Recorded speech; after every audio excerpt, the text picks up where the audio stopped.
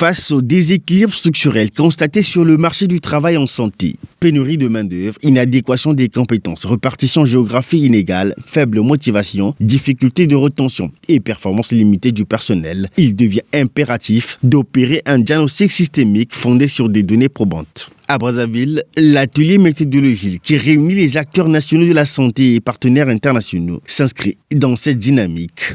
L'enjeu, évaluer l'offre et la demande en personnel de santé, analyser leur répartition sur le territoire et proposer des stratégies adaptées pour une planification plus efficace. L'analyse du marché du travail cherche à évaluer d'abord quelle est l'offre de personnel de santé ou de professionnels de santé ou de façon générale de ressources humaines en santé ici au Congo. Donc il faut vraiment faire une bonne cartographie pour pouvoir identifier quelles sont nos capacités de production par rapport aux ambitions de couverture sanitaire universelle du pays.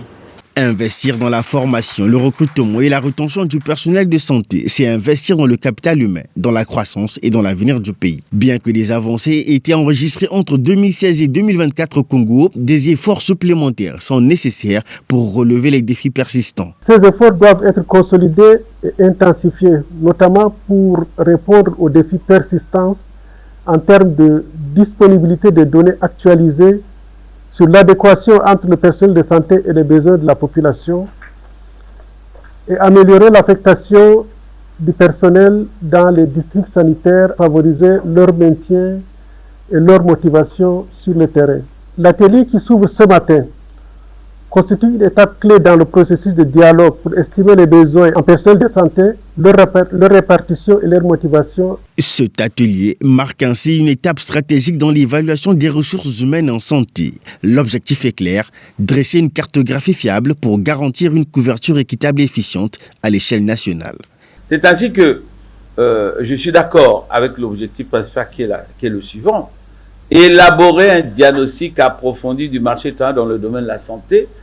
Bien évidemment, ça va nous permettre de poser des vraies stratégies d'adéquation formation-emploi.